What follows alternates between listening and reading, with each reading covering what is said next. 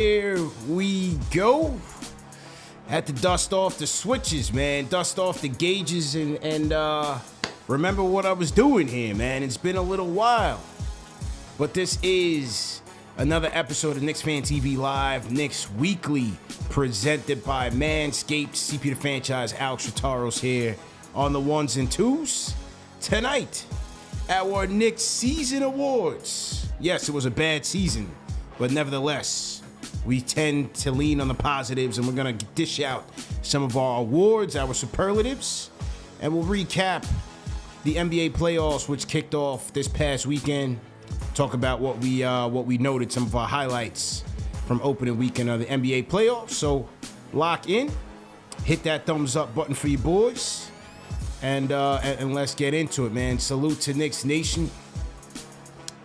CP the franchise, Alex Rotaros on the ones and twos. Back at it. Took a little bit of time off. Refreshed the batteries. A little staycation, if you will, Al. You know? Always needed, bro. Always needed. Got some rest. You know? Set up a couple meetings. Couple things for the future. And watch some hoops, man. How you doing, man? What you been up to, bro? Been good, man. Chilling. Had a nice low-key Easter. Happy Easter to you and everyone out there. Or if you celebrate Ramadan or Passover, happy holidays to all of you out there. But chilling, man. Just chilling, catching some good hoops, watching some good playoffs. Got the Mavs Jazz game in the corner right now as we're up here. So catching that. But, yo, how about... There's some good playoff basketball, man. That Celtics-Nets game was really nice. Yeah, that was a nice one. We're going to get into it, man. But speaking of playoffs, over the weekend, it was revealed that the Knicks are in the playoffs as a guest. Because in attendance at Game 1 of the Jazz and Mavs game was Allan Houston, Worldwide West, and none other than number 30 himself, Julius Randle.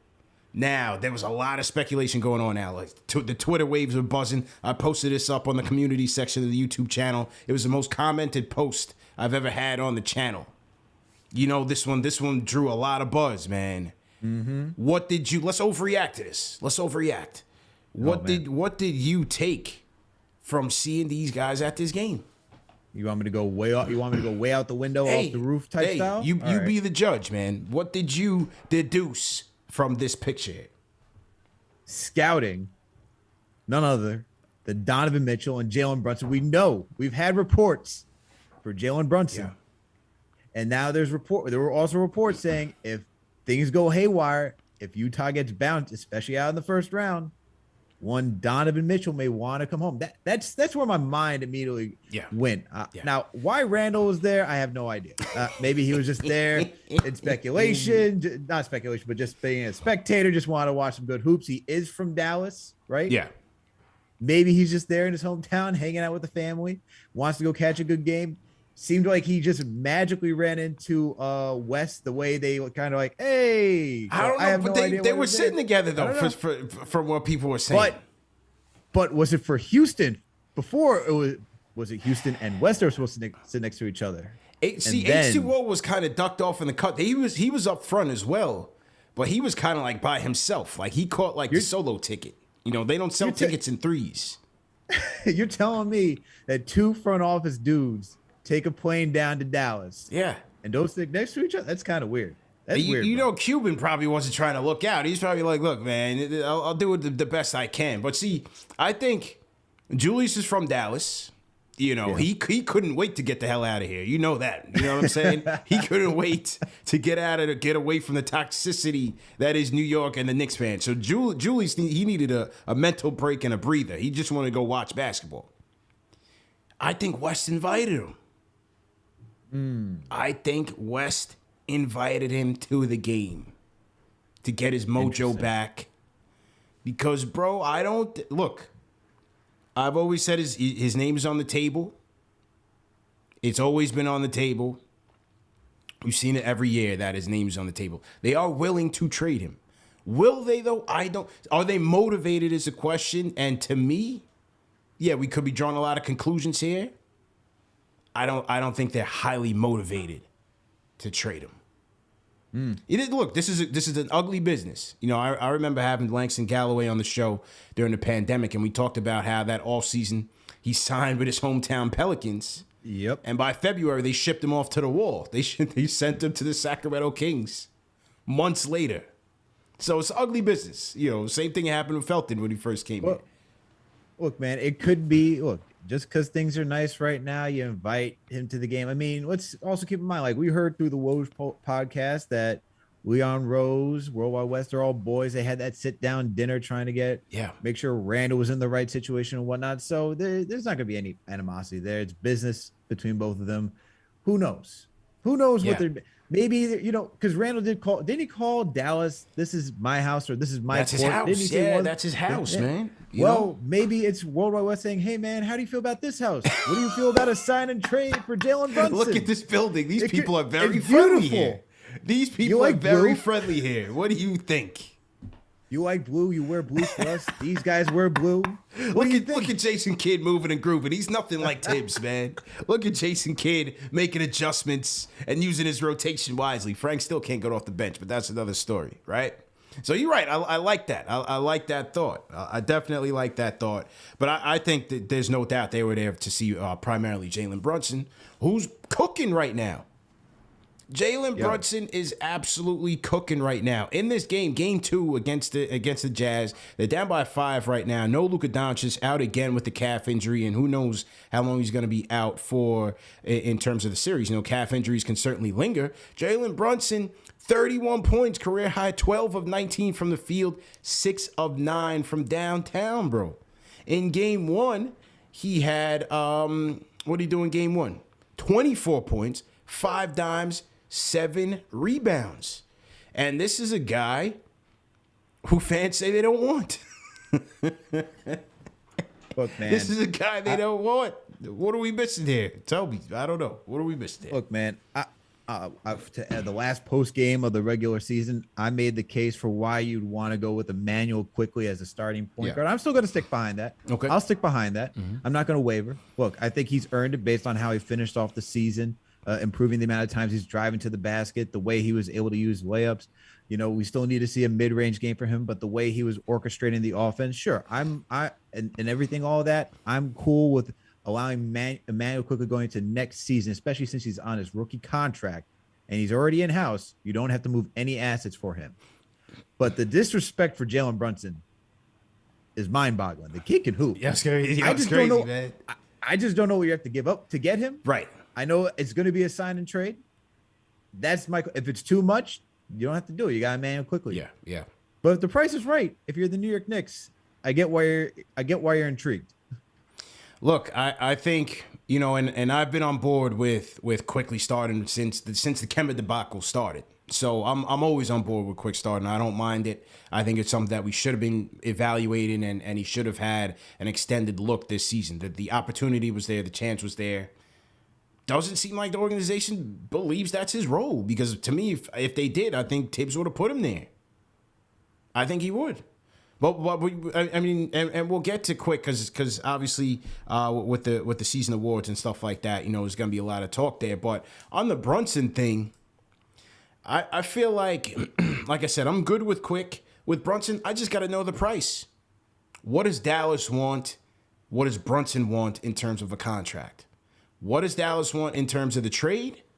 What does Brunson want in terms of dollars? Is it closer to 17?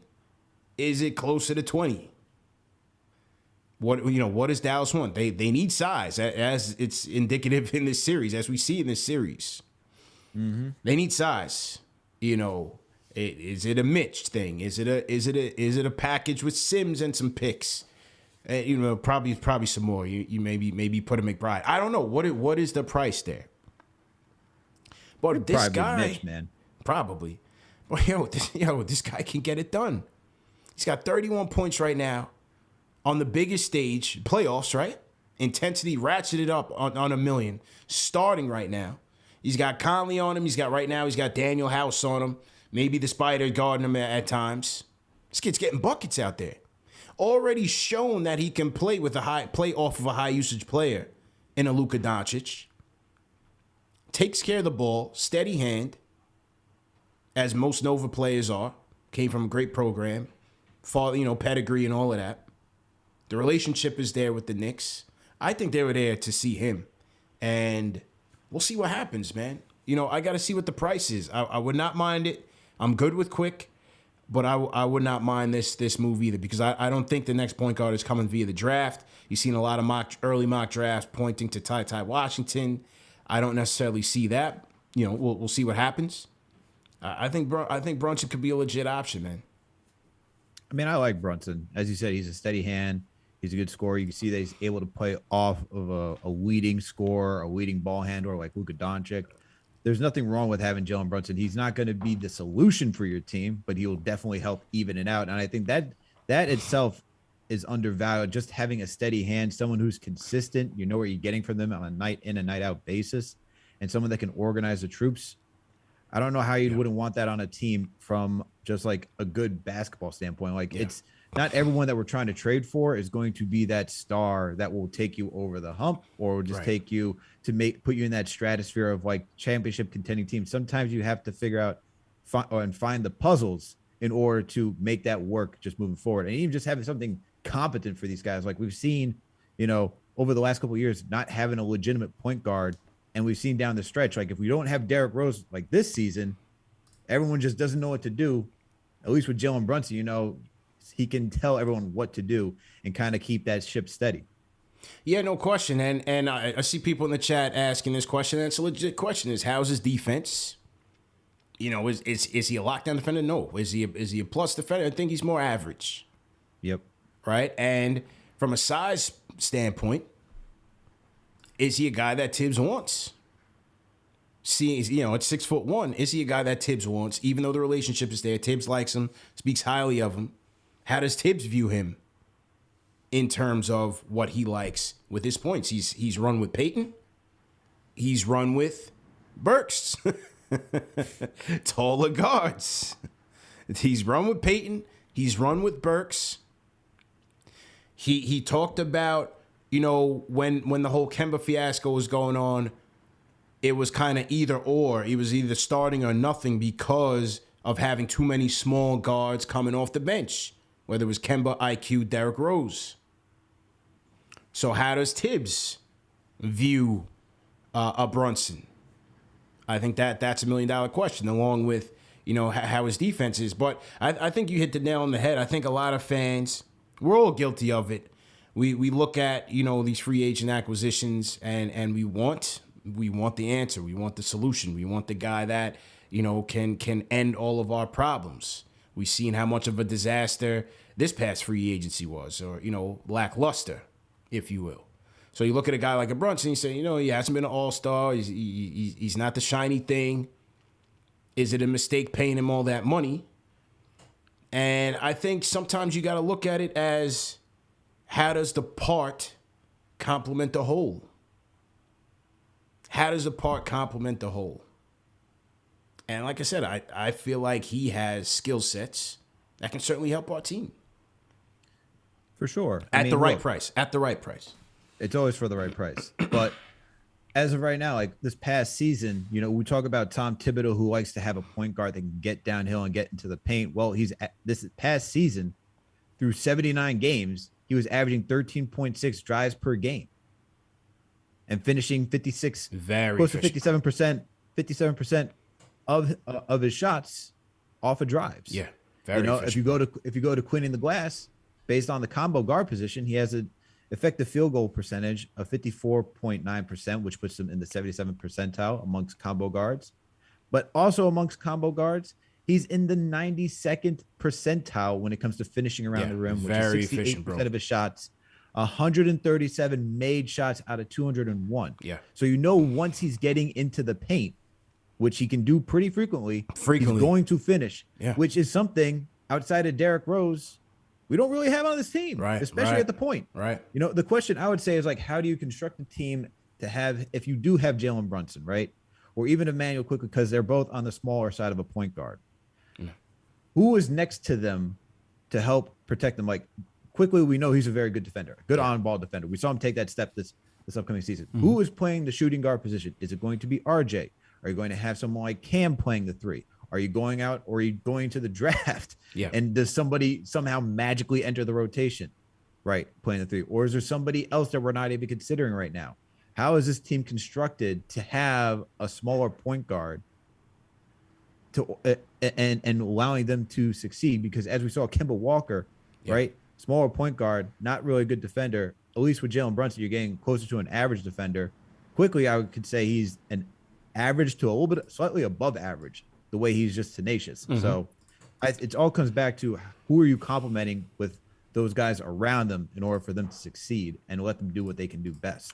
That's a great point. And I think that's why I've been saying this for a while, and it's very important who we play at the 3 next season. It's gonna be key, man. We need versatility there. If you're gonna bring in a guy like a Brunson, you have RJ at the 2, you have Fournier at the 3. You don't really have that. That's why I say if Cam is here, you got to give Cam an extended look, or you have to go out and get a 3.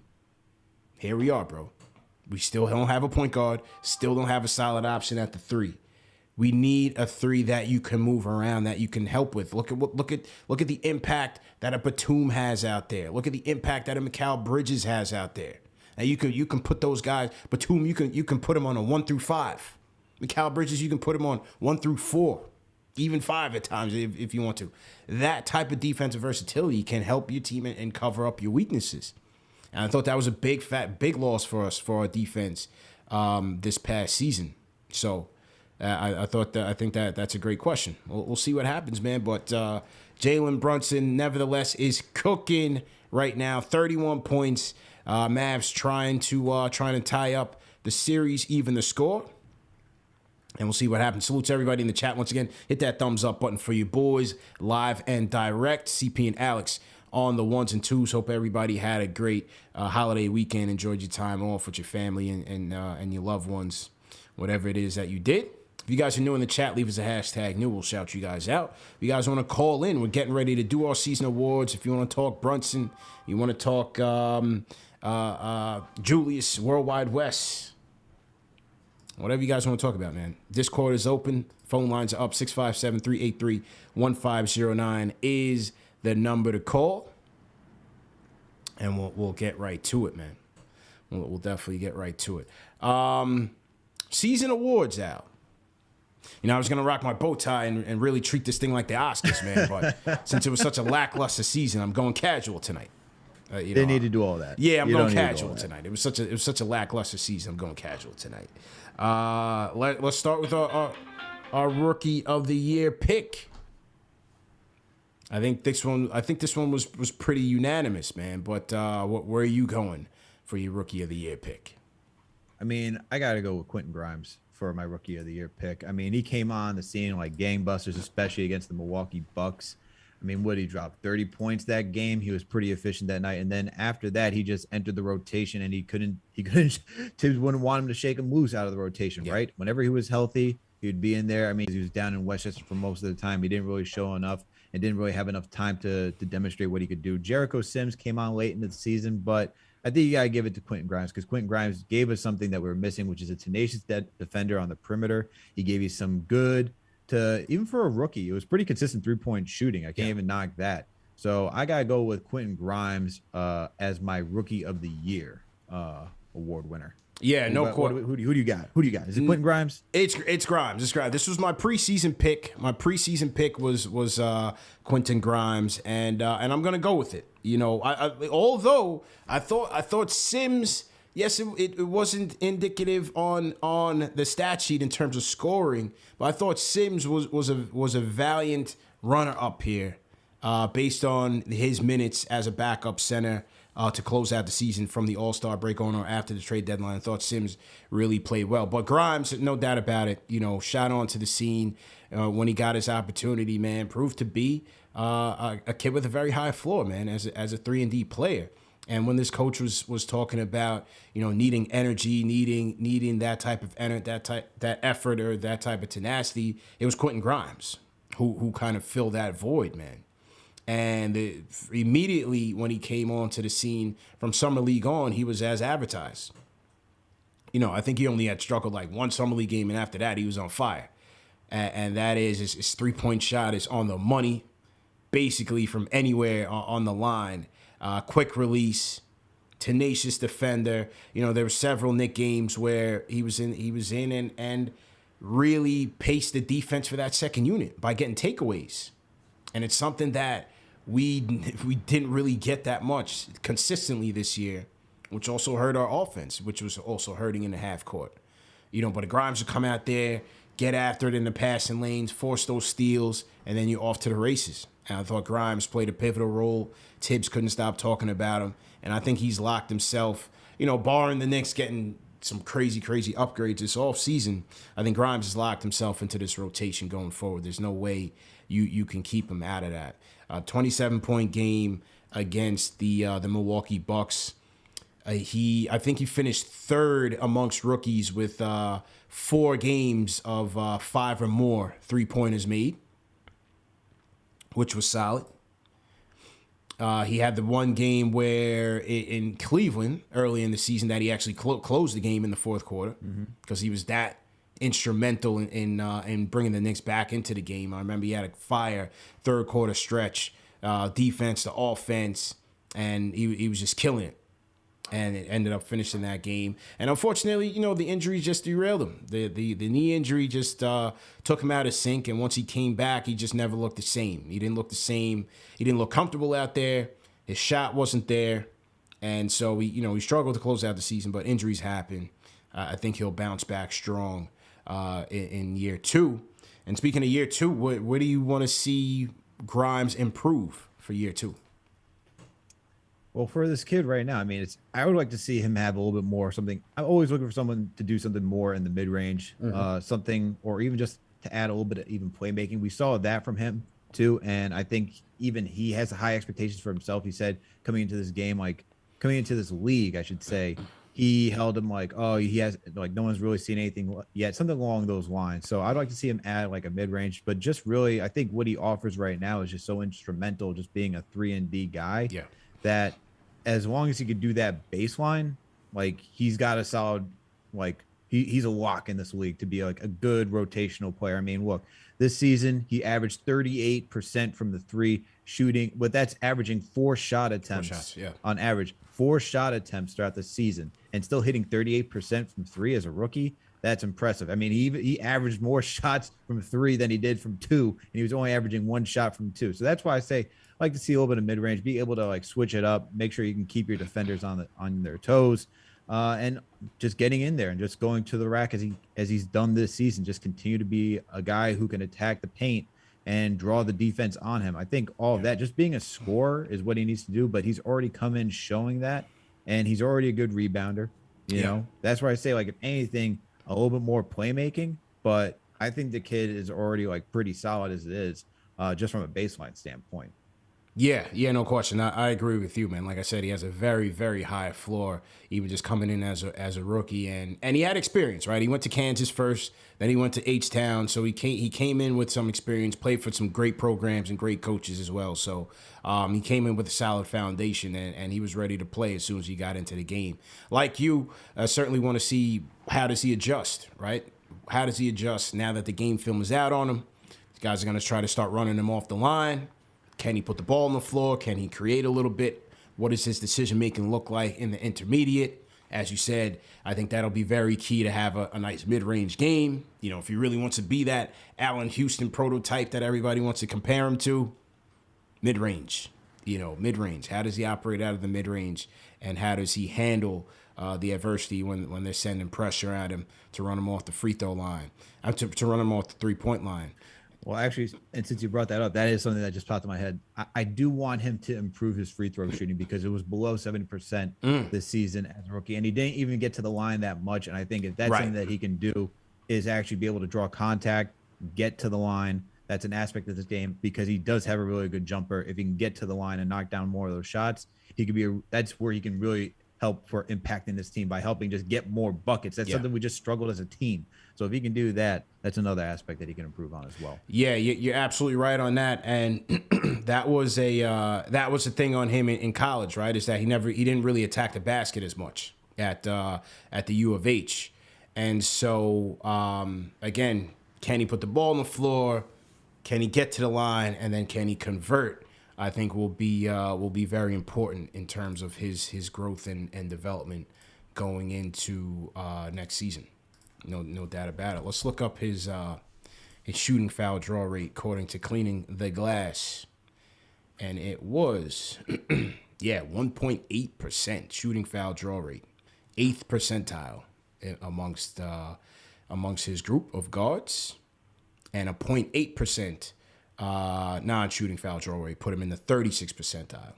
So again, a lot of that is how he's utilized, but can he attack a little bit more? That'll be left to be seen as we go into year 2, man. What do you guys think in the chat? What are your expectations for Quentin Grimes going into year 2? Leave us some comments in the chat.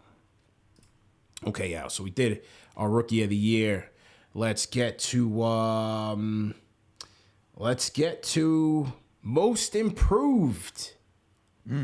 Most Improved.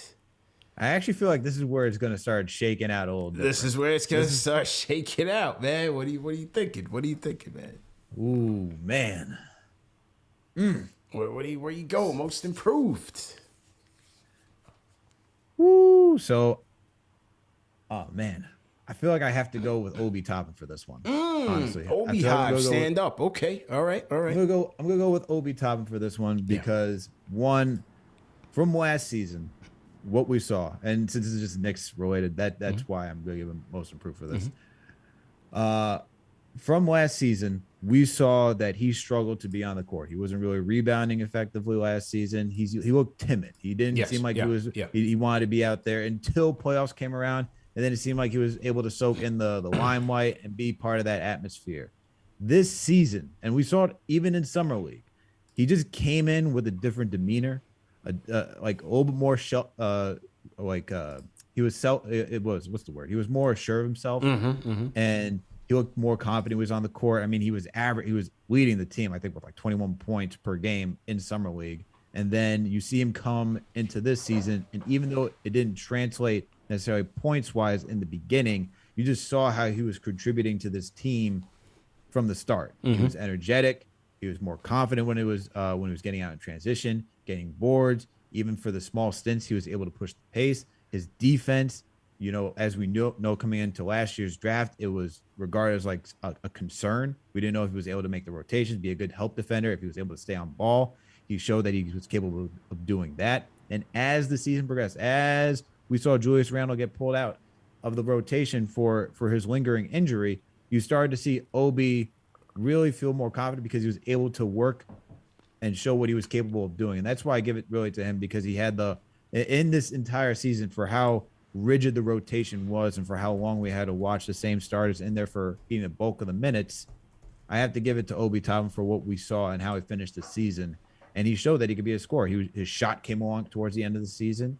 He was pushing the pace and playmaking for others. I still go back to the times that he found Evan Fournier out in transition. Yeah. So I gotta give it to Obi Toppin as the Most Improved, because just from the demeanor alone and feeling more like he was more confident entering the season and still able to get his game, even though there were struggles, but that was more of like an entire second unit based on injuries and just how Tibbs was running this team. I gotta give it to Obi Toppin. He's giving it to Obi. Oh man, you're putting a lot of pressure on me now, man. Putting a lot of pressure on me now, man. There's a lot of candidates. A lot of qualified candidates. Well, there's only like 3. All right, let's just keep it real. There's only 3. Like who? There's only 3. I'm gonna agree with you, bro. I'm gonna go with Obi as Most Improved. Now, I think Quickly deserves an honorable mention, because despite the shooting numbers being relatively the same or even negative in certain respects, I think Quickly took a major leap as a playmaker and a rebounder as well, and a defender as well. That should be noted. But I'm going to go with Obi for all the reasons you said. the confidence, but the numbers are there, man. You know, the impact as a starter, 17-9 per 36 on the campaign. Got his averages up 4 points per game. Yes, he played more minutes down the stretch. 4 points per game to 9. Over his last 20 games, he shot 37% from 3, bro. That alone was big. I mean, in the beginning of the season, he was shooting straight bricks, air balls, clanks, straight UFOs. End of the season, his 3-point shot really started coming along. The impact in transition, big. As I always said, this team that struggles to score, we need easier chances to score. And he gave us that with the leak outs and being the first one down the court, using his athleticism, getting down, pinning down the smaller guy, sealing him off, getting easier buckets on the smaller guard who's typically the first line of defense in transition. I thought all those things, made Obi a much improved player for this team. He averaged 20 and how many points as a starter? 27 and 3. 20 points, 7 boards, 3 dimes in his 10 starts versus 7, 3, and almost 1 assist coming off the bench. So I'm going with Obi, man. Most improved Obi. Like, you could easily go with RJ, but to me, RJ's trajectory was a bit more expected. As I said, quick. His numbers were still roughly the same, even though he took some noticeable leaps as a playmaker and as a rebounding defender as well, and just overall command of the offense. But I think Obi deserves this award tonight. We're going to give it to Obi tonight. Most improved player. People in the chat, what do you guys think, man? Who was your most improved player this year? Was it RJ, Obi, or Quick? Let's talk about it. Okay. So we did Rookie of the Year. We did Sixth Man. We did Most Improved. Sixth Man. Let's talk about it, man. This can go in a lot of different directions on how you want to make this. How you want to make this case. But you said Manuel quickly for Most Improved. Yeah. Could it honorary mention? He's getting Sixth Man of the Year for me. He's getting the Sixth Man of the Year for me because he came off the bench most of the time. And even though with his shooting struggles at the beginning of the season, and don't get me wrong, he was struggling at the beginning of the season. Prior to the All-Star break, he was averaging 9.4 points, 2.3 rebounds, 3 assists, shot 36.8% from the field. That's off of 8.5 field goal attempts, 32.8 3-point percentage. That's off of 5.5. That's off of 5 attempts. All right, his free throw percentage was there, but he was doing all this within 21 minutes. He was struggling, and we saw that. Even though there were some games where he had some playmaking, his overall performance was just down from last season for what we're used to. And that, I think part of that was impacted by losing Derrick Rose. He was comfortable playing off ball. I didn't think he was coming into the season expected to take on a lot of that brunt of being the lead guard coming off the bench and making sure he was able to organize the second unit. And even when you saw him doing that and he was thrusted into that role, he was overthinking it. You even heard Tibbs say, and maybe even Quick himself, I can't remember Quick said, but I think Tibbs did say he's overthinking it, right? He was trying to think about what it is to be a point guard, not not playing his game. Well, he flipped the switch, and after the All-Star break, he started averaging 16 points, 5.2 rebounds, 4.8 assists, 43.9 field goal percentage off of 11.5 field goal attempts, 38.3 3-point percentage. That's off of 5.5 3-point attempts. His free throws went down to 85, but he was getting more to the line. Yeah, he had more attempts. He was averaging close to 5 attempts. Prior to the earlier the season, it was closer to 2. So he was able to draw the contact again. And outside of just the numbers, we saw him orchestrate the offense. We saw him point to guys, telling Jericho to get on the block. We saw him calling for the screen, driving, kicking, and finding guys out in the corner. He was then using a layup, getting into the teeth of the defense. He increased his ability to drive into the paint over double digits instead of being in single digits at the beginning of the season. So I'm going to give the sixth man of the year award to overall play to Emmanuel Quickly, because even though he struggled, we saw him coming on late on in the season, and he helped win some games. Let's not forget the Miami Heat game. Yeah. Like he was big in that come from behind victory. 23 points. He has ice in his veins, man. Ice in his veins. This kid, that's why I'm also comfortable with, if you're telling me he's going to be the starting point guard, based on what I saw at the end of the season and all the things that, we asked for him to do, improve playmaking, get into the teeth of the defense, still got to develop a mid-range jumper, because then you're going to be even more lethal. Yeah. If he can do that, this kid's going places, man. So I'm going with Emmanuel Quickly as my sixth man of the year. I'm going with Quick as well. Again, for all the reasons. You copy me, man? What are you doing? Copy my answers? What's going on over here? I was just reading somebody's chat. Shout out Santos Avia. Santos. We'll get to that in a second. But yeah, I'm going with Quick, bro, because for a lot of reasons. I think number one, he was used at when you think about some of the more talented six men that this league has seen in the past, decade or so. When you talk about, and again, I'm not comparing them to these guys. I'm just talking about how they're used, coming off the bench and then finishing games like a Ginobili, a Crawford, a Lou Will, those type of guys. He quickly was used as that type of guy. He's not just a bench guy. He's a guy that was relied upon to close games for this team, and it's because he earned the coach's trust. Whatever you want to say about the coach, he earned the coach's trust, and to me, it's because of the leap that he took as a playmaker. I felt like Quickly almost assumed that D Rose role, right? Not the not the killer instinct, the killer scorer that D Rose has been, although Quickly did show that in spurts. But a guy that you're really going to rely on to run your second unit.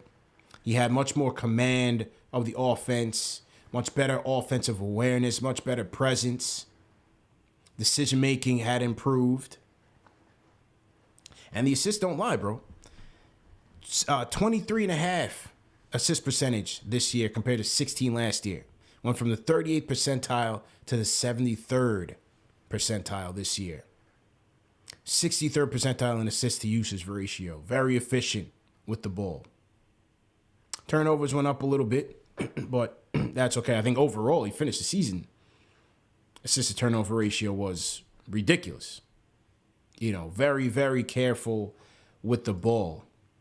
You look at the on-off numbers. I mean, the team was a better team with Quickly on the court in almost every facet of the game. When you look at the on-off numbers, you look at his efficiency differential. You look at his points per possession, team's points per possession, effective field goal percentage, turnover percentage, offensive rebounding percentage, free throw rate. All on the positive end when Quickly's on the court. Defense, points per possession, defense, effective field goal percentage, defense, turnover percentage, all on the positives when Quickly is on the court versus off. So, he had a big impact on his team. Yeah, it didn't translate to a lot of wins, but I think he's, barring any trade or anything like that, Quickly's locked in a role, man. I like what we have in this kid.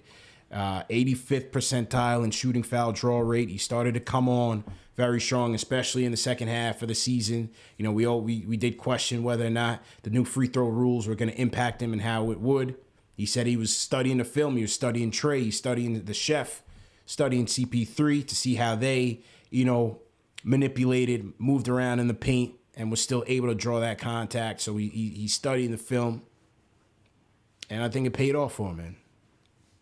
I think it paid off. Absolutely. Two triple doubles for him. So, shout out to Quick. And as we're talking about Quick, Jalen Brunson is continuing to cook, and Dallas now has a lead. We forgot to do this with Obi, but with Quick, what's one key for his development going into year 3? What do you want to see Quick be better at? Still playmaking. I still think there's still room for him to be a better playmaker. It went from the quick reads where it's just, Russell Westbrook would love to do this. Like you drive, you just kick it out. That's stuff that he can do. You started to see him be a little bit more methodical with who he wants to get into what position on the court, whether it's getting, a screen and making sure that he's able to drive and be patient with that. That's one area of the game I wanted to choose is just to improve, I should say, is his playmaking by just being a full-on maestro on the court. If he really wants to be this point guard of the team, like that is something because he's not going to impose players. Like he's not tall enough to really be that intimidating point guard that you can get from some players. Mm-hmm. He's going to have to be like Chris Paul if he wants to be that type of guy, just to understand how to play the game and understand it at just such a high cerebral level that he could just take advantage of mismatches, turn on the jets when he needs to, not have to go 100 miles an hour or not. We saw a little bit towards the end of the season where he was able to change his gears. So that as well. So playmaking, changing some gears, and just get a mid-range man. Like, please get a mid-range. The mid-range for sure. Because if he wants to be like one of those guys like Dame, he talks about Lou Williams, all those guys. The thing that they're able to do is that they're able to shoot the mid-range and keep defenses honest. Like, if it's just going to be like, and we saw this issue with RJ last season when he started, where it was just you either drive or you shoot the three. You kind of can gauge what the player's going to do at that point. If you can attack in the middle and take some open shots, that makes sense. Then we always talk about those 3-level threats. Kyrie can do it. Steph Curry can do it. Dame can do it. Need to see him do that as well. Yeah, I would love to see it. I'm just not sure if that's in his game. I'm not sure if that's his package. It could just be floater into layups, and threes. Yeah. And again, that might not be a bad thing if he's overly efficient in those areas, just picking his spots. But I think for me, my primary area for development is just continued playmaking. Where possible, just continue to evolve as a playmaker. The game really seems to have slowed down for him in year 2, and so I think he can be even better in year 3, if given the opportunity. So for me, it's just continue to be a playmaker. The rebounding has been impressive this season, and just continue to defend at a high level. But I think Quick, at the very least, if he doesn't start, he doesn't start. But at the very least, I think his role, he's locked in. He's a lightning rod off the bench, and I think he may have supplanted D Rose in that position going into the offseason. We'll see how they handle it. But going into the offseason, I think he may have supplanted it. And we have Dallas up 5 with a minute 40 to go. See how they're looking. Jalen Brunson is cooking. And shout out to NBA TV for not once showing you how much points Jalen Brunson has at all. I got to be checking ESPN every 2 seconds to check the stats because NBA TV just will not give you that type of satisfaction. I don't know what's going on with their production over there. Not once. This guy's cooking, flaming. 38 points, 5 dimes, 6 boards for Jalen Brunson, 15 of 25 from the field, 6 of 10 from downtown, no turnovers, 2 steals. Woof. Hey. Woof. No Luka, no problem. And no Luka, no problem. He's going in on Gobert, he's going in on Clark. It don't matter who's guarding him. He's going into the paint fearless. Not a bad option. That's all I'm saying. On one of the best defensive bigs in the league. Not a bad option. Like I said, man, we want that perfect 6'5", two-way guard. The next Penny Hardaway, it may not get there. And who knows? I like I said, even whether it's Sexton, Brunson, whoever, are these guys, maybe they're longer-term solutions for us. Maybe they're stepping stones. Are they the player who, part of a package, gets you that better player, right?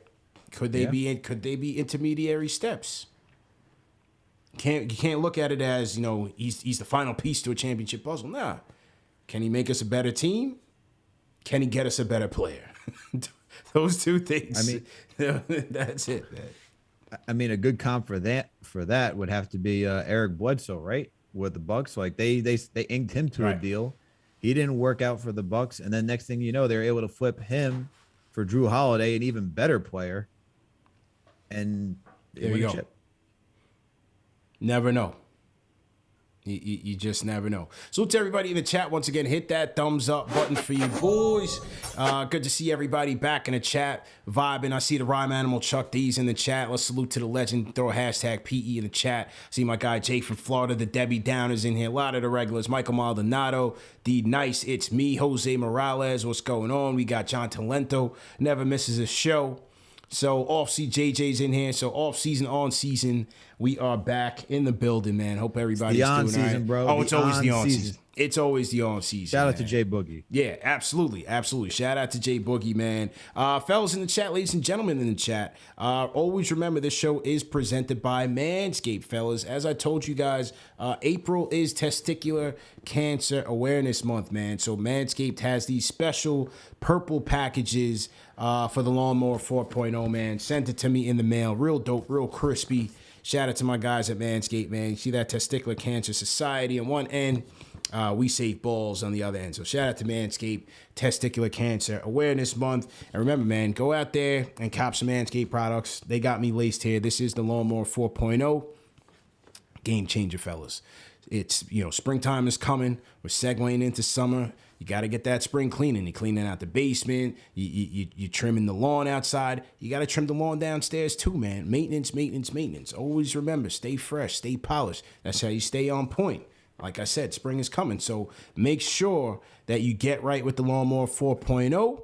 Go to manscaped.com, enter promo code KFTV. Always take care of our listeners. They give us a 20% off discount plus free shipping. So it's a great deal. And they have a number of products. Matter of fact, they just emailed me today. So they got a new products on the way. So the research and development team is working in overdrive right now over at Manscaped. So shout out to our friends there for supporting this show. Manscaped.com, promo code KFTV for 20% off plus free shipping. Okay. Shout out to Jamaica Queen 22 says $20 super chat says off season and no season. It's still orange and blue season. That's what I'm talking about. That's what I'm talking about. So Dallas looks like they're going to run away with this thing. They're up by 5, 23 seconds left. I got the game on mute. Somebody in the chat said they chanting MVP chants for Brunson right now. Hey, that's what Worldwide West was selling Julius. He's like, look at this crowd, man. You can be the king again. You can be the king. Just think about it.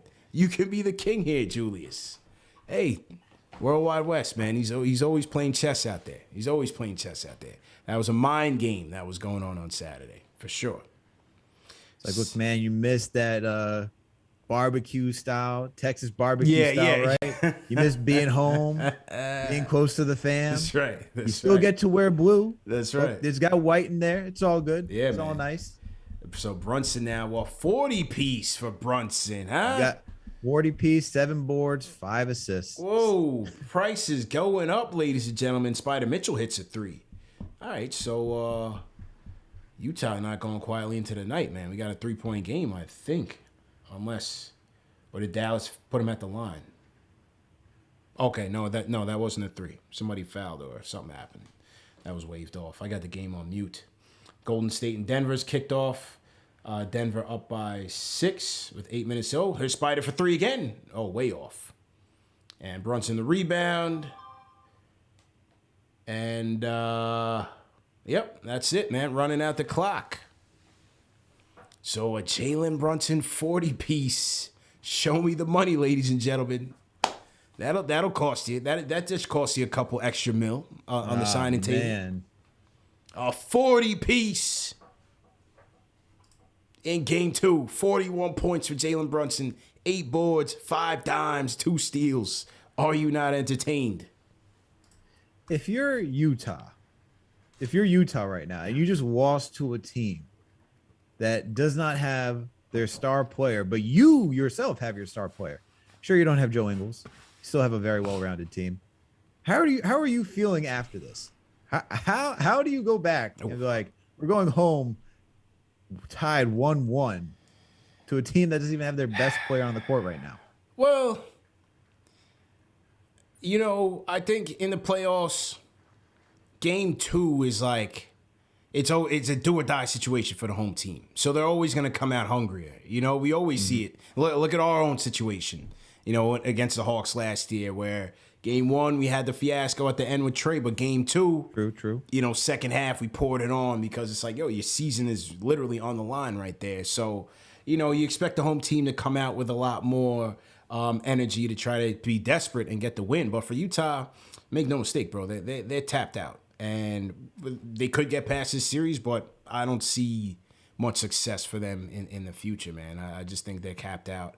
I don't see how they improve this team markedly to be a series contender. I think they'll always be a regular season solid team. You know, make no mistake, solid team. Spider and Bogdanovich, Clarkson, and you got the Stifle Tower, and Conley's a safe guy. But yeah, I think they need more. I think they need more, man. That's what I'm saying. You just listed off some really good names, some really good pieces, and they lost to Jalen Brunson, Spencer Dinwiddie, Dwight Powell, Reggie Bullock, and Finney Smith as the starting 5. That's right, man. Hey, give credit, man. Dallas has been playing well. And like you said, when Brunson plays without Luka, they still play well, man. You know, they still play well. They were still in it the other game. That's right. They were still in it. And he didn't even play that well. He played okay, but yeah, they were still in it. That's a fact, man. So let's wrap up the season awards with the MVP. We'll go with the MVP. I will scrap Defensive Player of the Year award. I mean, do we want to do Defensive Player of the Year award?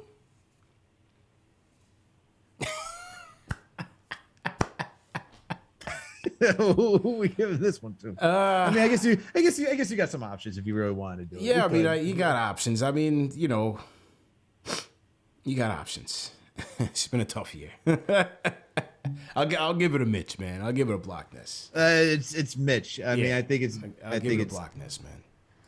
And to give Mitch his the courtesy that we've been going off for everybody. I mean, Mitch just for him being here for 4 years and seeing him being in foul trouble his first 2 seasons with this team, and then really pulling it together where he wasn't even really in foul trouble this season, right?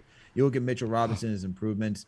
Yes, he can clean the offensive glass. That's where he's elite. He's one of the top offensive rebounding bigs, but he just alters shots on the defensive side. When you go into the paint and you see in games where we don't have him, it just opens the floodgates for other teams to just attack relentlessly against the Knicks. Yeah. So to give Mitch his credit, what he does do well is he can guard the pick and roll pretty well. He protects the paint pretty well.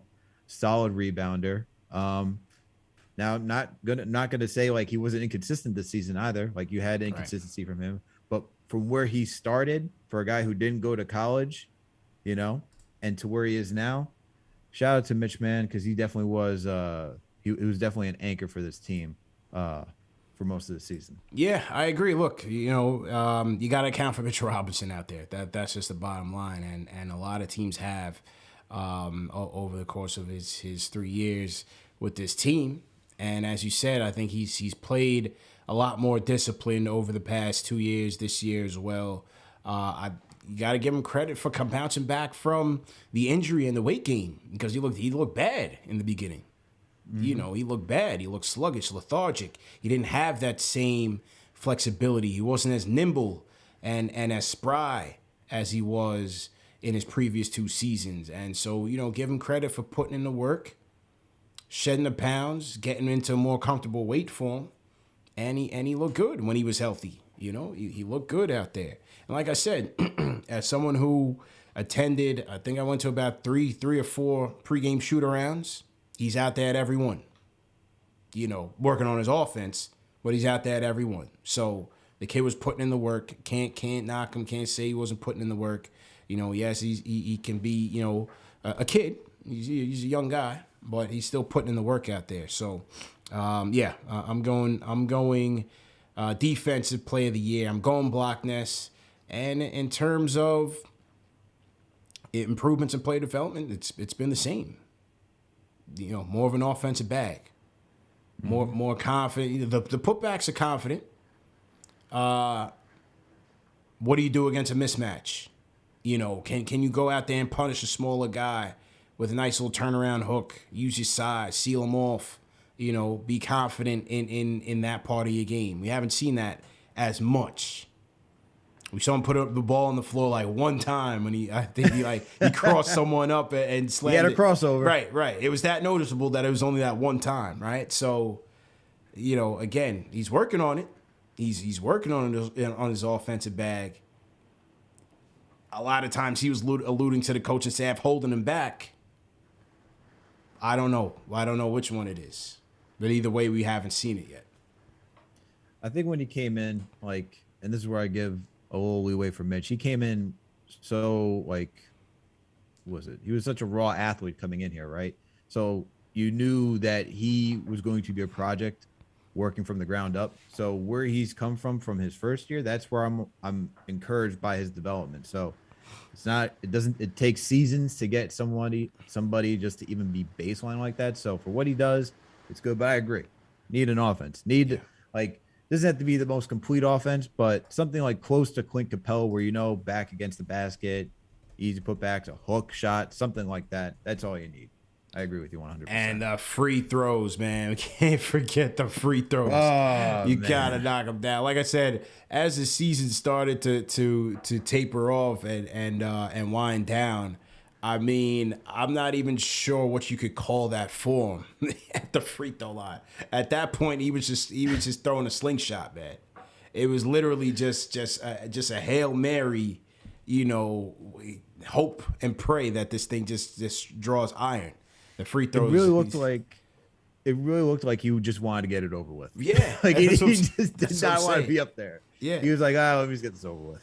That's what I'm saying, man. So definitely have to work on his free throws. What did he finish at this year? He finished 50%.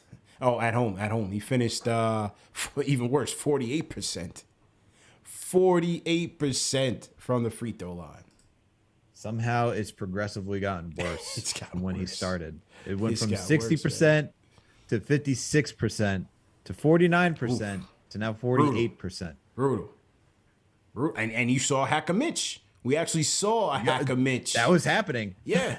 I believe it was a Portland game at home. We actually saw a Hacker Mitch going down. So definitely something that he needs to be cognizant of and work on for his game. Okay, last one. So to everybody in the chat, once again, hit that thumbs up button for you boys. Nate and Rochester, I see you on the phones. We'll get to you in a second as soon as we wrap up our award show here. And I see a couple other people. I see Dan as well. So we'll get to the calls when we wrap up. Let's get to the MVP, man. Your MVP pick is RJ Barrett. Let's go. It's RJ Barrett. Let's go. Come on, man. We're talking about that. He not only did he have to become, and I don't think that was a plan, was for him to be the number one option in this offense, but he took on that role. He took the responsibility, and it wasn't pretty, but it was encouraging. I'll say that was, the numbers, like if you look at the shooting percentages and stuff like that from finishing around the rim, mid-range and all that stuff, it's not pretty. All right. It's all still in the bottom percentile where it shouldn't be. He needs to get it up to average or above there. But for the fact that he started off this season pretty slow, at the beginning of this season, he was averaging, I just had the stat. There it is. So for the first 28 games, he was averaging 31 minutes, 14 and a half points, shooting 39.5% from field on 13 attempts, 33.6% from the field, from three-point line. That's off of 5 attempts, 71% free throws, so not bad. Averaging 5.5 boards, and just 2 assists. He was able to flip that on December 31st when once what was that OKC game, because that's when I noticed there was something going. He decided to start going downhill, be more aggressive attacking the rim. He then averaged within 37 minutes, he averaged 23.6 points off of 19 and a half field goal attempts, 41.4% from the field, 34 and a half, close to shooting league average at 30, which is 35.6% from 3. That's on 6 attempts. And he finished with a 71.4 free throw percentage, getting to the line 7.5 times, 7.5 attempts from the free throw line, 6 boards, 3.5 assists. this kid just took it to another level once he was considered the focal point of the offense. And based on those numbers, like they're encouraging. You could say, oh, well, they took a dip from what he did last season. Yeah, but he also took on more responsibility that I don't think he was expected to do. You had Julius Randle, who was supposed to come in here, be the focal point of the offense, be the number one offense for this team. And Julius underperformed. And then it went to RJ needing to step up. And not only did he step up on the court, he stepped up off the court as well, taking on the presser, right? He was answering the tough questions, being in the limelight, starting to facilitate. You saw him take that leadership role on the court as well, rallying guys, getting them in the huddle, telling them what to do, being encouraging. Same thing with Quick, like what Quick was doing on the bench too. So you just see that from a whole, like you look at all of that, and I got to give him the MVP because he was not expected to do this. He still, even though the numbers took a dip, he increased his usage while doing so. That's something we got to take into consideration. Right. Had the ball in his hands more. That's why I give it to him. Yeah, and that's why I give him the MVP. Absolutely. Had the ball in his hands more. You're absolutely right on that. 12 30-plus point games. Plus. As you said, starting when the season started, I mean, his role in the offense was very much unclear with the additions of Kemba and Fournier. You know, we talked about it on the season preview show when Allan Houston came on. It's like, what happens to him? How does this impact him? At times he was the third option. At times he was the fourth option. And slowly, as the season went on, it became his team. It became his offense. And everybody else, trying to figure it out. And I think he stepped in valiantly, man. To me, the first game where I noticed him really taking that leap was in New Orleans.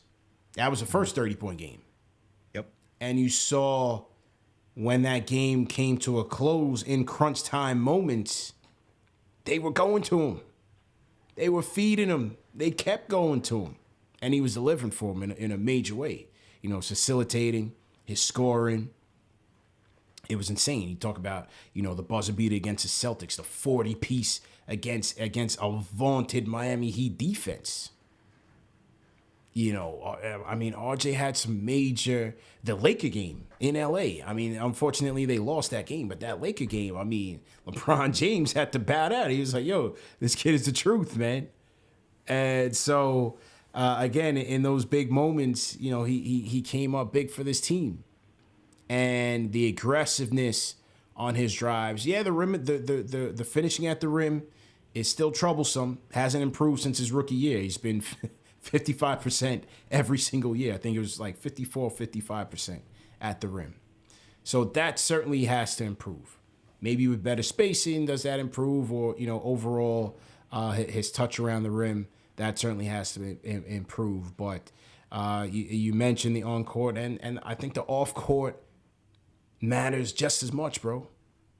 Because in this season where we saw Julius melting down under the spotlight, you've seen this kid wanting more and more of it. And certainly saying the right things. Actions are different, but showing his leadership on the court. 21 years old. He's got, as you say, he has these guys in the huddle, teaching and things of that nature and trying to improve. But I think that's very important, man. I think it's very important. And like I said in a previous show, I think, once Julius's time here runs out and it does truly become RJ's team, I think we got to be careful with it, man. Yes, I think he could handle it, but I think, the spotlight's going to be on him. And he's not an overly efficient player. As we segue into improvements, he's not an overly efficient player. So there's going to be nights where he's going to be moaning and groaning and RJ's hogging and RJ's bricking and, so we got to take that into consideration. Got to take that into consideration. Yes, he's very mature, but just understand that when the spotlight is all on him, and we don't have no other help in here. Hopefully we do, but if we don't, he's gonna have that. It's a gift and a curse because we do it to everybody. From Ewing to Melo to Julius, RJ's gonna be next in line to catch that wrath if we're not winning. So just definitely something to consider. Free throws, certainly want to see him, being improved from the free throw line. It was great to see him get those attempts up, and he certainly finished in some games with a higher percentage, but overall in the season needed to improve there. What did he finish at the season? Free throw shooting finished 71%. 71%. So a bit of a dip last year. He's about 75. He's at 71% this year. Rookie year, he's at 61%. Definitely needs to improve there. And from the mid-range, it's the same thing he was working on from sophomore year to junior year, or second year to third year. It was out of the mid-range, and it wasn't that great this year either. If we pull up, I don't know if you got clean in the glass. Oh, yeah. But if we take a look here at young Rowan, at his shooting accuracy, 31% from the mid-range, 17th percentile. 31% from the mid-range, 55% at the rim, 46% effective field goal percentage. Wasn't highly efficient. Shot 33% off of his pull-ups. And, they got to improve there. Definitely got to improve there. What are your thoughts on RJ improvements? Definitely the shots got to improve. You need him to be, he can't be this non-efficient. He has to be close to average to still be effective. Something like Jimmy Butler, as you always point out, like if you can get to him somewhere around that range, that's a solid contributor on a team. The thing I also need to see from RJ is to stop having the blinders on, like stop forcing the issue. Like, yes, and that happened because I think he took on that responsibility of being the number one guy. But when you're not having it, and he's been so good his first two seasons, and even part of this season, like when recognizing, all right, my shot's not falling, let me do the other things. Let me play tough defense. Let me go get the boards. Let me do the gritty work. That's something that he still needs to improve on, because if you're going to be that guy, you're not going to have it every single night. And it's to understand, how do you keep your teammates involved and get them going. So I'd like to see him do that and to improve. Free throws, obviously, you already touched on it. If you're going to draw that much, that many fouls, you got to finish, because that's the easy stuff, and that's how you help this team win. So those are the big parts of the game that I want to see. And, you talk about the shooting percentages, but like I go look at his usage, it goes from 23.7%. It took a dip to 23%. To going up to 26.8%. He was the second highest used player on this team. And yes, we could say that was I'm pretty sure that was for last season as well, when he on the Knicks, he was the second most used player. But even still, taking on much more of a prominent role. Yeah. I can give him kind of a pass for that, but he's got to adjust. He's going to have to adjust, have a better shot selection to make up for it. I mean, look, man, we're watching the playoffs this weekend, and, at least for me, as I'm watching it, and I look at him, he needs work, right? This is a great season for him. I have a lot of faith in him as a player on this team. He's not a number one guy. And yes, he's 21. I get all that. He's young. He has room to improve. Right now, he's not necessarily a number one guy. Can he work towards that? Certainly possible. I view him more as like a 2 or even a 3 on a very solid team. And the reason is because, bro, like you look at these guys in the playoffs right now. Anthony Edwards. Look at the Pools, the Currys. You look at the Ingrams. You want to look at the Bookers, the CP3. You've got to have a pull-up in your bag. You've got to have some mid-range in your bag. When the playoffs come and they're scheming for you and they're playing for those drives, you're gonna be getting doubled. As soon as you turn your back to the basket, you're gonna have a guy in your back. They're gonna be crowding the paint on you. It's gonna be way more physical. You're not gonna. I mean, he already struggles to get calls as it is. Playoff time comes around, there's gonna be less available for you. Mm-hmm. They're going to be sagging in the paint, waiting for you, daring you to shoot. They're going to be ducking under them screens. You've got to have a pull-up bag, man. You've got to have. Did you see? And we got to get into playoffs. And this is not knocking RJ. I'm just saying, you've got to have a pull-up bag in your game. You got to be a tough shot shooter. Because you're not going to get many opportunities, man. And everything you had worked on in the season, they're going to be scheming against it to take you out of it. Just like they did for Julius. That's a fact. You've got to have that weaponry in your bag. So, it's just something that, he's got to work on overall.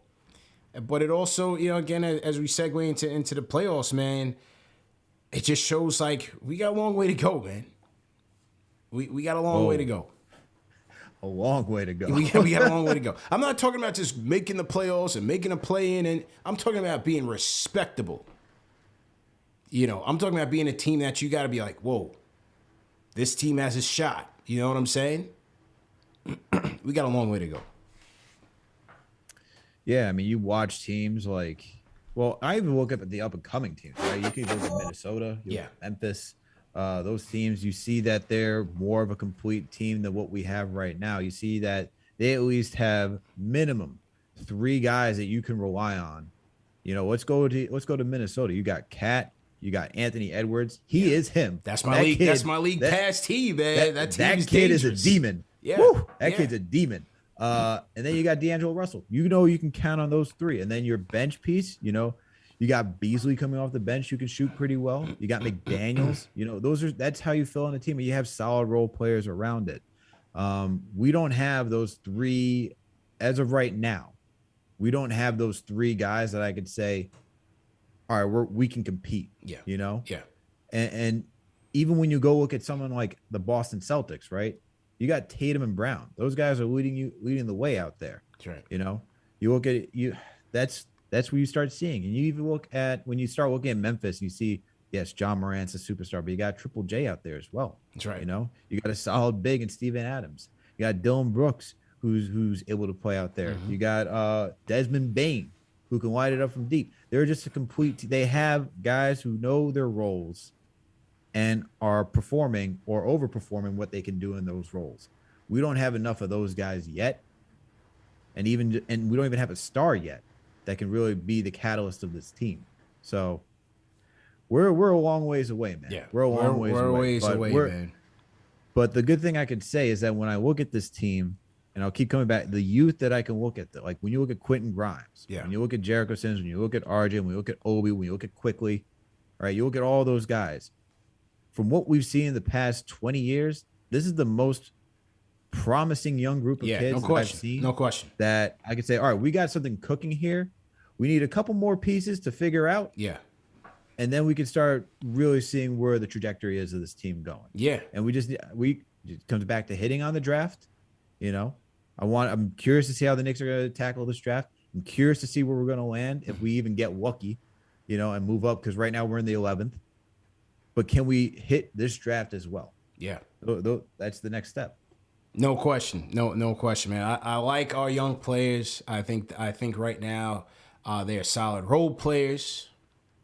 But we're still in the hunt for that 1A. This is why Leon and these guys are here. We're still in the hunt for that 1A guy who, again, when you're looking in these playoffs, is a guy, yes, teams are running their schemes, they're running their offenses. Yes, there's a lot of motion. You're getting some complex schemes out there to get scores. But when the rubber meets the road, when the shot clock is ticking down, when the game is on the line, you're going to your guy. Yeah, you might run a little pick and roll, get him on a little switch, find your advantage, and he's going. You know what I'm saying? He's going. He's either going to the cup, where that's his advantage. He's going to rise and fire over you, where that's his advantage. But you're going to your guy. Still on the hunt. So we just got to be patient and see where that comes from.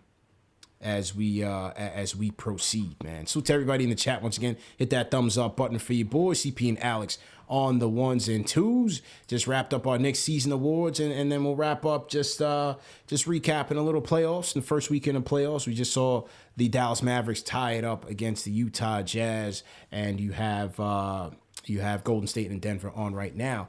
Before we get into that, I want to tell you guys about Prize Picks. Yes, Prize Picks. Daily fantasy sports made easy, man. Go ahead and play the Prize Picks daily fantasy game.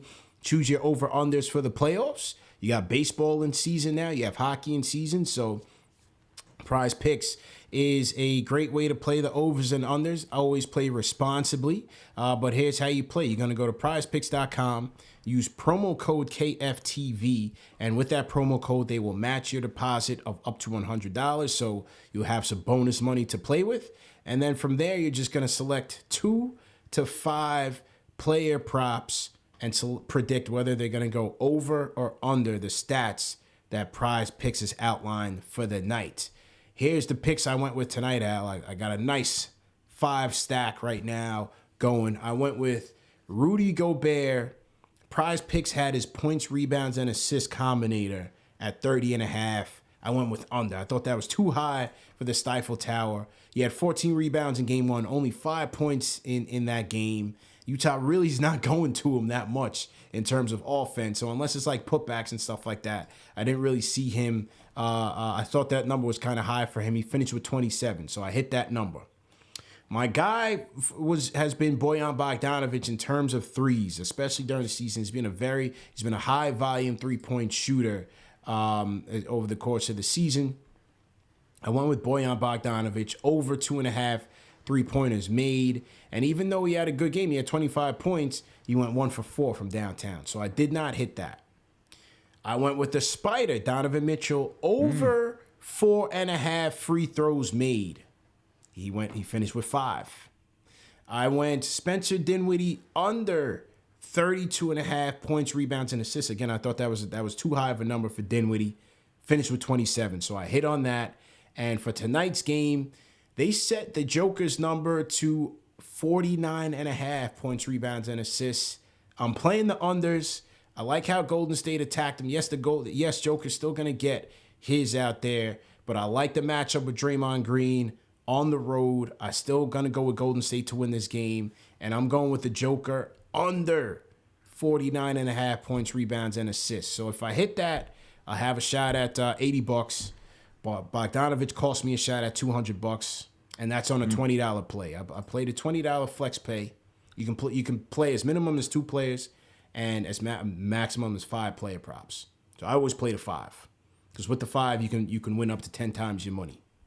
So I put in a $20 bet, chance to win $200. So I'm not sure if I'm gonna. If Joker hits the under, then I'll get $80. So we'll see what happens. We'll see what happens there. And he's at somebody said he's at 25. I said 19. Let me refresh here. Okay, he is at 25 at the halfway point. So we'll see. We're gonna need Golden State to tighten up a little bit on that defense, man. Yeah, he's at 25. Get a little comfortable over there, aren't you? Yeah. And you know, points, rebounds, and assists, obviously with the Joker, you can rack those up real quick. You can do that easy. You can rack those up real easy. So we'll see. I need a big Golden State run to put some fear in their hearts, man. But what's been your what's been some of your highlights of the playoffs so far? I mean, I think we have, even though it's 2 teams that Knicks fans can rightfully dislike or hate, whatever term you want to use. That Celtics Nets game, man. Yeah, that was a good one. All the way down to the buzzer beater with a good sequence from was it Jalen Brown driving in, kicking it out to Marcus Smart, where everyone thought he was going to shoot the 3, and then he just cuts splits the defenders, finds a cutting Tatum, who does a spin move on Kyrie Irving for a buzzer beater layup. I mean, that game went back and forth. Kyrie was on one that game. Great talent, and Tatum was on one that game too. Oh yeah, both those guys were just going. That was a good game. I expect that one to go 7, and I really like that one to go 7. That one's probably the must-see watch for me right now, just because of you got a lot of storylines for that one, man. Yeah, Boston turned it around. Can they go? They don't have Robert Williams. Are they able to take out Kevin Durant and Kyrie Irving? Kyrie back in Boston facing the Celtics. Yeah. You know, he's giving the middle finger to these guys, doing the boo-hoo for them, giving the theatrics. A lot of storylines. He's going off. A lot of storylines with that one. So that one has definitely caught my eye. What about you, though? What are you looking at right now? What's your top one? Definitely this series, for sure. And watching the Nets lose in the way that they did. I mean, look, I'm not a Boston fan by any stretch. But it was beautiful. It was beautiful. You had Kyrie and Katie completely falling asleep at the wheel. You know, as Jason Tatum does a beautiful pirouette. And Marcus Smart well, first off, in all seriousness, I thought under fire with the clock bearing down, I thought Marcus Smart made the play of that final play. Oh, 100%. You know, just showing the patience, the poise, the composure to get that pass off to Jason Tatum. And then Jason Tatum, you know, getting that spin move off of Kyrie. That was a beautiful play. Beautiful play. And to me, bro, I think this thing will go to distance. But Ben Simmons is a big wild card. Big wild card. Now you're going to tell me you're going to insert Ben Simmons here with no chemistry with these guys. And, you know, look, good players, superstar players, they have a way to figure it out. Simmons is a guy who I think it'll benefit the Nets because he's not a guy who needs the ball. And as you know, he doesn't want to shoot. So I think his defense and his high IQ as a playmaker will be big for them. We'll see how they match him up on defense. You know, will they play him small ball 5, small ball 4? I think that's going to be very interesting to see how they match up there. So I think Simmons is how he plays and fits in with them on short notice is going to be very, very interesting. I think this series is going to go 7. Very entertaining indeed. You see, my thing with that, though, is that you have Kevin Durant saying that he's not there's some sort of speculation that he doesn't expect, or he's giving off the inclination that Simmons isn't coming back that soon. But yeah, you have Simmons out here posting on Twitter, IG, whatever it may be, showing that he's on the court, dunking, so forth. So I don't know, man. They're trying to take the pressure off him, man. I honestly, like, if he comes back, I mean, their defense does take a tick up because you know, he can guard 1 through 5 pretty well. And then for them, all he needs to do is just get out transition. He can push the pace. Right. So he gives another dimension. That would be interesting, but I don't see how, you know, coaches always talk about getting in rhythm during the season and building that chemistry. And you talked about it. I don't know how that all works out in crunch time and high pressure. You're talking about half court basketball for the most part. And like every possession counts. And you're not going against a scrub of a team. Like, you're going against the Boston Celtics. And they're thinking that they may get Robert Williams back sooner than expected too. So if that's the case, if both these guys get this is just a juggernaut of battle. We're honestly getting like a really good first round matchup. I'm telling you, man, if the Time Lord comes back, this is going to be very interesting. So I thought that that game was obviously very entertaining, and I think that series overall will be good. But my series right now, bro, is Memphis and Minnesota, man. I've been telling you, Minnesota has been my league pass team. This team has been vastly improved. Seeing them make the playoffs was a cool thing. And, you know, I thought after the play-in, you know, a lot of people were down on Karl Anthony Towns. Yes, he didn't have a great game. He had a terrible game. Ty Lue, give credit to Ty Lue and the Clippers. You know, their defensive versatility took him out of the game. I thought mentally he took himself out of the game. You know, very emotional player as well. But I felt like after that game, because when Cat came out of that Clipper game with the foul trouble, fouled out, I was like, okay, let me see what D'Lo does and Anthony Edwards, because they have options. They were cooking, won the game. And then I'm like, yo, you know, Memphis is a team that struggles in the half court.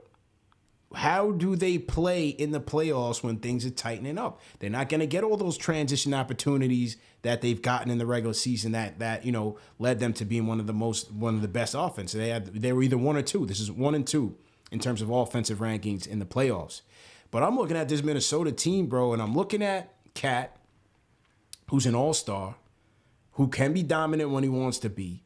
I'm looking at D'Lo. I'm looking at Anthony Edwards, and I'm looking at Malik Beasley coming off the bench. You got 3 4-shot creators on that team, and now they got the attitude of Pat Beverly, man. They got confidence, bro. This is a dangerous team. I think this series, forget about the seedings. I think this series is going to go the distance, but don't sleep on Minnesota, bro. Do not sleep on Minnesota, man. I agree with you. And, I interviewed Joe Molinax from SB Nation's Memphis Grizzlies SB Nation website, and we were just getting some intel on Tyus Jones. But, even he is unsure where this team is going. He's like, he sees them going to the Western Conference Finals, but he also wouldn't be surprised if they're a first-round exit, because this team is just so young. They've exceeded such high they've exceeded so many expectations that you really don't know where this team can go. So, just to give you a taste of like where a Grizzly fan is from there, this matchup for the Grizzlies is a toss up in the air. But as you said, I like what Anthony Edwards is doing, man. That kid came out, he's ready to go. Ant-Man is cooking, man. Do or die game. He came out and hooped. Then he comes out game 1 of the series and hooped again. He said, "I'm here. Be prepared. I'm not going anywhere." I love this. This match is gonna be a lot of fun. 2 young teams, very fun. They're trying to make a mark in the NBA. I love everything about it. This one's gonna be a fun match. Playing well, and then like I said, you got Malik Beasley off the bench, and then their role players are playing their role. Whether it's Naz Reid, it's McDaniels, it's Pat Beverly. I like the way this Minnesota team is playing, man. Very, very interesting. So I think overall, you're getting some good matchups in the first round.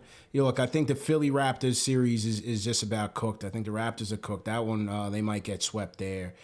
This Denver Golden State one, we'll see how that plays out. Utah Dallas, certainly interesting there. What else we got? What else we got on the docket? The Utah Mavs series is only interesting from a Knicks standpoint because you got Brunson and then you got Donovan Mitchell. And depending on how the series goes, it's either, we're getting a point guard from the Mavs, or Donovan Mitchell is going to want out of Utah. Are the Knicks going to be one of the teams that he wants to go to? And then are the Knicks involved in the trade? So Knicks fans on that one are going to be locked in. Should be locked in. What else here? I think Phoenix. I think the Pelicans will be overmatched. Although I like the fact that the Pelicans made it, man. I was very happy to see Brandon Ingram shining in that playing game, and C.J. McCollum and leading that team, and Trey Murphy, who was a guy who the Knicks were targeting, playing that role, and Alvarado. I like the Pelicans. Very scrappy. Would have been nice to see what they would look like with a healthy Zion. Definitely would have been nice to see what they would look like with a healthy Zion, but not going to see that. He's out there doing 360s and windmills, and I'm no strength and conditioning coach, but hey, that's an easy matchup for the Suns. They're going to bust right through the Pelicans. Right. Although it was nice, it was cool to see the Pelicans beat the Clippers in the play-in. I thought that was really cool. Well, a true testament to their grittiness to come back and just beat that one. You got the Bulls and the Bucks. I think that's just an easy how about that? How you feel about that one? Where's DeRozan? 6 foot. What was he? 6 for 25. Playoff DeRozan, and he said, "I'm not doing that. That's never happening again." So now he's putting the pressure on himself.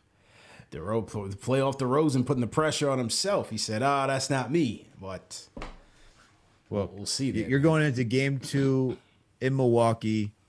Giannis is just Giannis. You don't even need to. You can't stop that guy. He's got the fact that he has a jumper now, especially that baseline turnaround. That's just scary. The freak man. That's just activated, scary, man.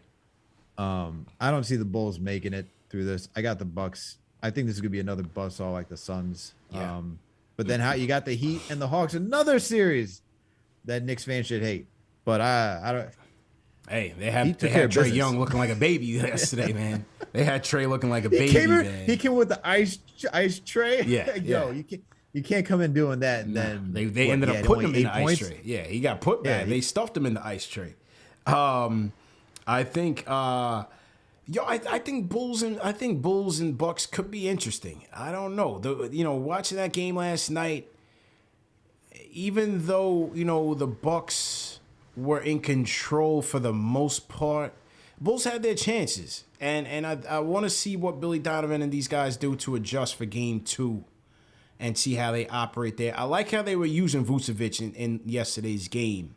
It was kind of like Orlando Vucevic. And, they were running him off those pick and rolls. They were trying to take advantage of Brook Lopez in the drop coverage. I like how Vucevic played that game. I like how the Bucks were using Brook Lopez.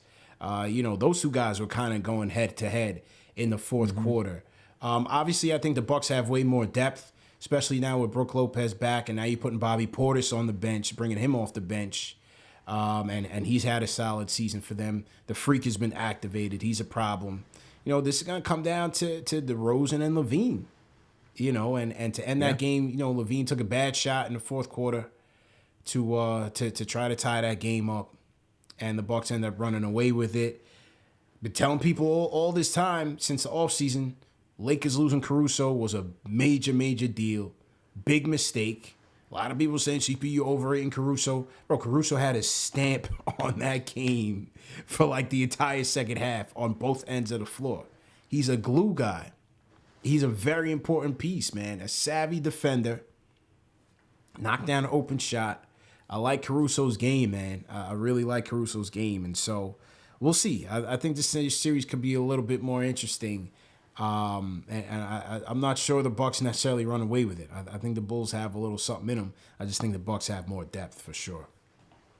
Yeah, I mean, the Bucks just got to be more efficient. I think this is where you're starting to see where Lonzo plays a key factor in this offense because he's the facilitator, right? He's that glue guy that kind of figures out who to get it to. And look, you have your top three guys in DeRozan, Vooch, and LaVine, a combined 21 out of 71. I mean, you're not winning. I mean, the fact that they're even that close in this game is impressive. I don't know. I guess it's more of the Bucks a sign to slow down, and the Bulls were just starting to catch up even with their poor shooting and not being efficient. But you see it where you need Lonzo Ball and somebody who's able to, one, help space the floor and shoot threes. Yeah. Two, a guy who's able to facilitate and contribute to this offense and is a good defender. Like he guards. Like with Caruso, he's one of your better defenders, and not having him on the court, that's big. You start to see where you can't have Kobe White out there, Right. He's a liability on defense, so you need somebody. You need somebody else. That's true. That is true, and that's what I was looking forward to seeing how they would, work in the backcourt as a unit in the playoffs. But no Lonzo certainly does not bode well for the Bulls. So we'll see what happens. Salute to everybody in the chat once again. Hit that thumbs up button for your boys. CP and Alex on the ones and twos, chopping it up. Wrapped up our midseason awards and just talking a little playoffs. Let's wrap up with a couple of phone calls. Nate on the Discord. Nate, how you feeling, man? Am I good? Yep, good to go. Real quick. What was I gonna say? Fuck. Whoa. Hey, yo. Nate, man, I know we just came back from the off season, man, and you a day one regular, so I'm gonna let that one slide. But come on, man, this is a family show, man. Man, you have me sleeping family over here. Show, I was waiting, man. No, and he's not even prepared.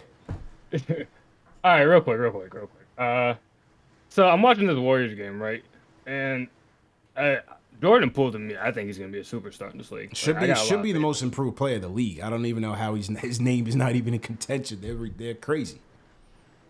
Yeah. So, but the one thing, I don't know much about cap space, but I know for the fact the Warriors don't have cap space going to the next season or season after. Yeah. So obviously, I'm not saying we're going to get him. Like, I don't know what's going to happen with that. Mm-hmm. But I would poke the bear on that because I really think he can have like a James Harden type leap when when he gets to like a different team, Yeah. Or even if he stays with that team, But I would definitely look into that. Yeah. But why not? Other than that, it's just like, man, it's tough watching all these guys go off. All these like young guys, Anthony Edwards, John Morant, all of them. We look back on our team. It's kind of tough to look at, but it's fun to watch. Yes. But yeah, that's all I really had, man. Also, one last thing. Yeah. Most valuable content creator for the Knicks, definitely go see y'all, man. Appreciate it. Yeah, y'all have had a great year. 50K subs. Appreciate that. The website, the Discord, community's growing, man. It's just I love to see it, man. Appreciate so many callers, But yeah, man. Salute to y'all, man. I'm gonna get out of here before I get y'all demonetized. Appreciate it, Nate. You know, he Came with the flagrant 2. Oh yeah, he was on his way. He was on his way, man. He's lucky. He's a day one supporter, man. He was calling in when we had 100 people watching. 100 subscribers. Well, whoa, you know what I'm saying, Nate? Come on, man. You know the rules. This is a family show. Then on top of that, he didn't even have his thoughts prepared. He's been waiting online for the whole show for an hour and a half. Come on, Nate. He tried to redeem himself. He was very complimentary of what we got going on here. I appreciate that. And like I said, he's been a day one. So I gave him. He made a good joke. Yeah, he did. So I gave him some leeway. I gave him a bly. It's been a while. Not gonna lie, I kind of hurt when he said all the young guys that are playing and we had to watch what we had to watch. Kind of hurt. Yeah, it really did hurt. Yeah, he kept it a buck, man. That's what I was watching all weekend. I'm like, damn, we got a long way to wait. We got a long. Could have been. We got a long ways to go, man. This is the off-season edition, ladies and gentlemen. Yes, it is a family show, but it is the off-season edition. Had to dust off the gauges and get back into the swing of things. So, we'll give Nate a pass. All right, Dan from Jersey, go ahead and wrap this up for us. Okay. How you feeling, bro? I'm feeling good, man. I'm feeling good. I hope you guys are doing well tonight. Yeah, man. Doing I listened to the awards. I agree with most of them. I probably would have given Obi Most Improved as well. That was kind of what I was thinking as soon as you guys announced the award. But, I'm the RJ Barrett stand out here, bro. Just making a case for RJ, even though I do agree that you guys picked the right person. A lot of people have been saying that RJ just kind of been like chucking up shots and therefore he averaged more points towards the end of the year. But, man, he learned how to use his body well in the paint. Oh, yeah. Now, the actual finishing, yeah? Yeah, I'm agreeing. Yeah, man, because, the actual finishing, obviously, still needs a lot of work. I don't think he's even close to where he needs to be with his finishing, but it's obvious that the way that he's actually been able to manipulate an offense and use his body, and actually be able to get more of those calls that he hasn't been able to get in the past, I think that's an underrated skill set that he has. I think that he's actually become one of the better players in the league at drawing contact and getting to the free throw line, especially towards the second part of the year. And I think that's something important in this league where you got to score so many points and defense isn't as intense as it used to be. And, just this other point I wanted to make, I'm just out here trying to watch the NBA playoffs, man. I'm just out here trying to enjoy life. And I can't go 5 minutes without somebody mentioning the Knicks, talking about, oh, Stephen A. this, oh, they could have had Maxey. Oh, Worldwide West and Leon Rose here, but they're not over back in New York holding a press conference. You know what, man? I just can't do it. And one more thing, I hope Randall remembers how much he misses Whataburger, so he considers signing trade requests for Jalen Brunson. Hey, Whataburger's slamming, man. That's it. Shout out Thank you. to Texas. Yeah, no doubt. Shout out to Dan. Shout out to Texas, man. Yeah. Whataburger hits, man. Whataburger slaps, for your fast food aficionados, man. Whataburger definitely hits. But, look, man, we know the whole Knicks for Clicks formula. And the reason they do it is because they know we're tapped in. We are the best fan base in the game. That is a fact. We are the ones who generate the content for them. It's us because they know we react to it. That's why they leave RJ off the list. That's why they're talking about the Knicks being at the Dallas game. That's why Stephen A. does what he does, even though he doesn't even watch the games, because they know we are tapped in. We are tuned in. We are the best fan base. We are the most engaged fan base. It all makes sense. Why do you think we got 50,000 subscribers? If we talk about the Knicks, they're not even in the playoffs. Think about it. Think about it. It all makes sense. We are feeding in the survival of mainstream media when it comes to basketball. So that's just what it is. That's just what it is, man. I mean, they're just going to try to do anything just to rile fest. I mean, legitimately Knicks for clicks. You said it. That's all they do.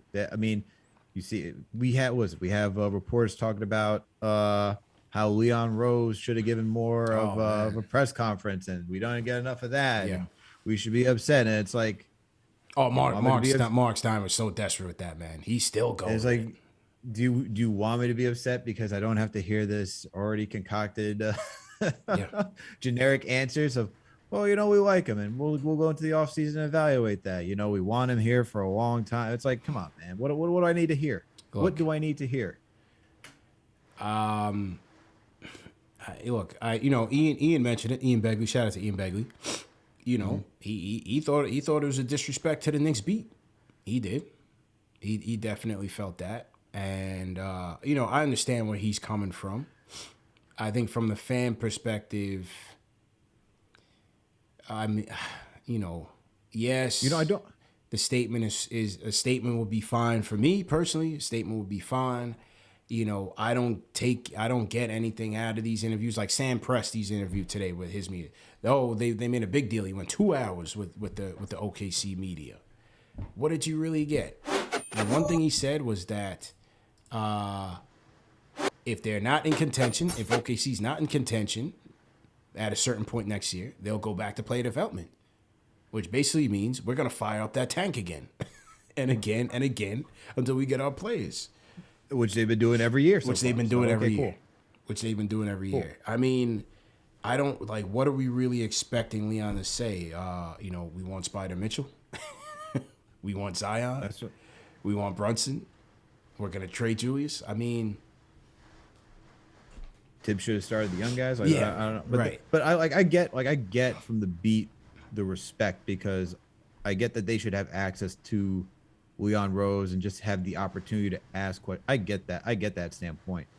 But from a fan's perspective, and when you listen to these pressers, what are you actually gaining out of it? I don't see anyone asking that hard question that's going to be like, well, are you trading Randall this offseason? Is it going to happen? What are you looking for in return? Like, no one's going to ask that type of stuff. No one's going to ask those questions because, let's also keep it real. And we've heard it through, shout out to Chuck D. Shattered. We heard how the media is, how Knicks are with the media, Right. Go back to that Frank Isola story that he told on Shattered and how he was chased, right? Yeah. They're not allowed, man. Even if you get Leon in a press conference like that, he's not allowed to speak like that. He's not allowed. They're on their P's and Q's too. So it's like, what? That's just how this organization is to a certain extent. Yeah. They're not going to let him speak, even if they gave you the access. It's going to be buttoned up. It's going to be cookie cutter. That's just what you're going to get. And as David said, salute to David M in the chat. He can't show his hand. What do you really expect him to say? We're going to compete for a championship next year. That's not realistic. It's like, I don't know. To me right now, I see the plan from their perspective. I'm not so sure the coach is on board 100%. I want to see the two sides come closer to the table.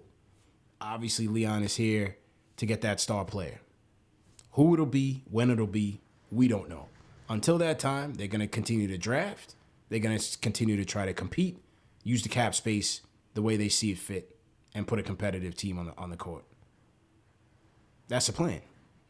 Mm-hmm. Now, again, how the coach implements that is left to be seen. That'll be left to be seen. For sure. And just to clarify what I said, I don't see them, I don't see beat reporters asking those type of questions because I don't think you're gonna get a response for any of those questions. That's why I think they already know, if I ask this question, I know the response I'm gonna get. So trying to figure out the way to try to maneuver that and play the whole minefield, I don't know. I think there's also set of things that Leon Rose is just not going to answer. Right. Just is what it is. It just is what it is, man. Again, this past offseason, they didn't work out with the acquisitions that they made. They haven't mortgaged any future pieces. They haven't gambled on anything. They're being patient in their approach. Maybe a little overly conservative. year 3, let's see what happens.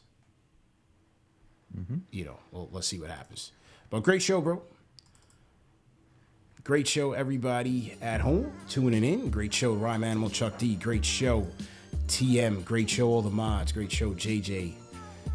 Everybody for tapping in. Good to be back. I think we'll do these. We'll just keep doing the weeklies for a while with the off season, and then eventually segue into the draft. Man, we are 1 month away from the lottery. It's actually 30 days. It's May 17th, so just about a month away from the lottery. And as we get closer to that, we'll kick off into the draft coverage, and the off season will be underway. So we'll keep these weeklies up just to keep things fresh, and get some more perspectives in here and come up with some fresh topics. Are there any topics that you guys want to talk about, in future Knicks weeklies, man? Leave a comment in the comment section. Shout out to the replay gang. Leave us a comment, man. If there's any, topics you want to touch on, I'm sure we'll do some mailbags and stuff like that. Leave a comment, and we'll work through it and get to it. Remember, this show is presented by Manscaped. Go to manscaped.com. Enter promo code KFTV for 20% off plus free shipping. Also, go to prizepicks.com. Use promo code KFTV for a 100% match on your deposit of up to $100. And speaking of Prize Picks, Al, I took under for the Joker. Points, rebounds, and assists, 49.5. He's at 34. So let's see. Golden State, 11-point lead, 4 minutes left in the third. He's got to get some rest. We'll see, man. I think it's just gonna be, it's gonna come down to the wire, man. But you got to be in it to win it. Always play responsibly. And remember, this show is available in audio podcast format, man. Apple Podcasts, Spotify, Google Podcasts, all the major platforms. So if you miss it in video, you can always catch it in audio podcast format.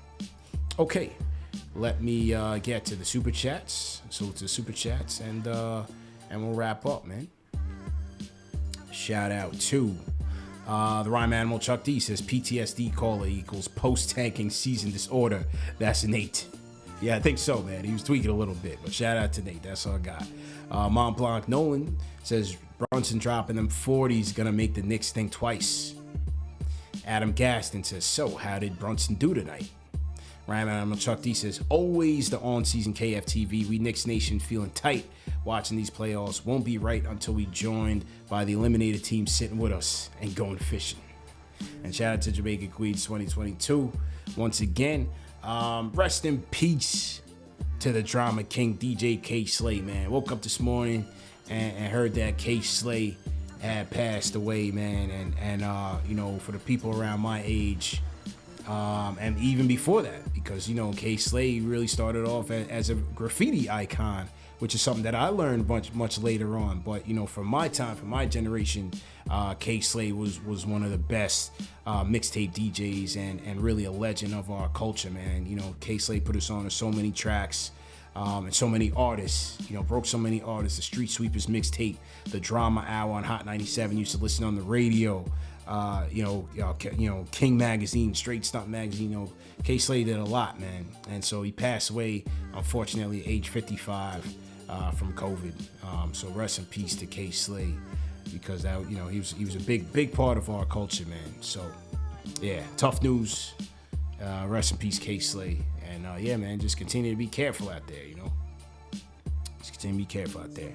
Al, great show, man. I'll catch up with you next week, bro. No doubt. Right back at you. All right.